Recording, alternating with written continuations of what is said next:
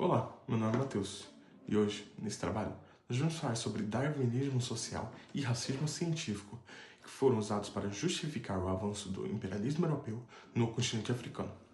Bom, a ideia de que o continente africano é um continente atrasado, sem desenvolvimento, não surgiu por acaso. Ela surgiu a partir de ideias de dominação e exploração a partir do avanço do capitalismo europeu. Durante o século XIX, as potências europeias passam a disputar territórios na África, em busca de maiores lucros, riquezas e matérias-primas.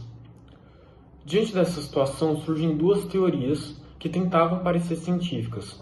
O racismo científico defendia a falsa ideia de que existiam raças biologicamente superiores e inferiores, enquanto o darwinismo social aplicava de forma distorcida a teoria da seleção natural de Darwin às sociedades humanas. Dessa forma, os europeus afirmavam que os brancos seriam mais evoluídos e por isso tinham o direito de submeter outras etnias à vontade europeia. Isso prova que o darwinismo social e o racismo científico não são teorias neutras, mas serviam para legitimar a escravidão, a violência colonial e a exploração econômica. A análise do trabalho parte de uma perspectiva materialista, histórica e dialética, baseada nos conceitos de Karl Marx.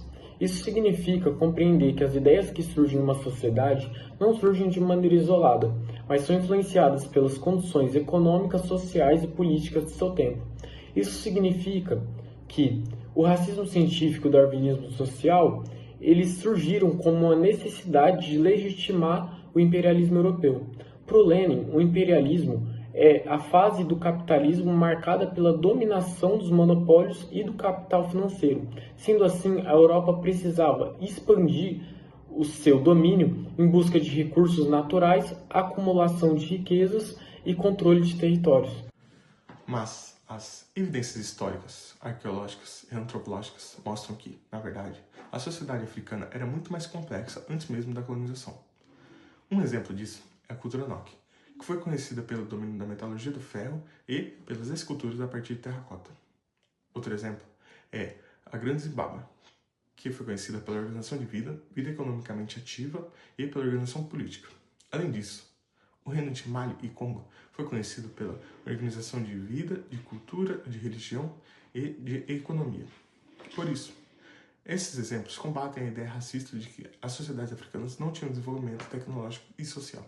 Mesmo que o racismo científico tenha perdido validade acadêmica, os seus efeitos continuam presentes na sociedade atual. Hoje, a ideia de inferioridade racial aparece de outras formas, como na criminalização da pessoa negra, como na violência policial e também nas desigualdades sociais. Segundo o relatório da OHCHR, uma agência da ONU, no Brasil, as mortes em decorrência de intervenções policiais são 183% maior para pessoas negras do que para pessoas não negras. E isso não pode ser visto como uma mera coincidência, mas deve ser visto como uma consequência das ações coloniais, do racismo científico e também do darwinismo social. Essa realidade pode ser relacionada ao conceito de necropolítica, desenvolvida por Achille Mbembe. Para Mbembe, o Estado decide quais vidas serão protegidas e quais vidas serão tratadas como descartáveis ou menos importantes. No passado, o colonialismo reduzia o corpo negro a uma mercadoria. Hoje, a herança desse pensamento contribui para que a população negra seja vista como inferior e menos importante dentro da lógica social e econômica. Bom, a conclusão do trabalho é que o darwinismo social e racismo científico foram criados para justificar o imperialismo europeu no continente africano. Essas ideias também tentavam explicar a exploração colonial como se fosse algo necessário, algo normal, quando apenas estavam ligados ao capitalismo europeu. Mas a arqueologia africana e antropologia moderna mostraram que as sociedades africanas eram muito mais complexas, possuindo tecnologia, estilo de vida própria, cultura e religião. Portanto, esses conceitos racistas foram criados apenas para defender a exploração. E entender isso é extremamente necessário para combater as permanências do racismo na sociedade atual. Obrigado.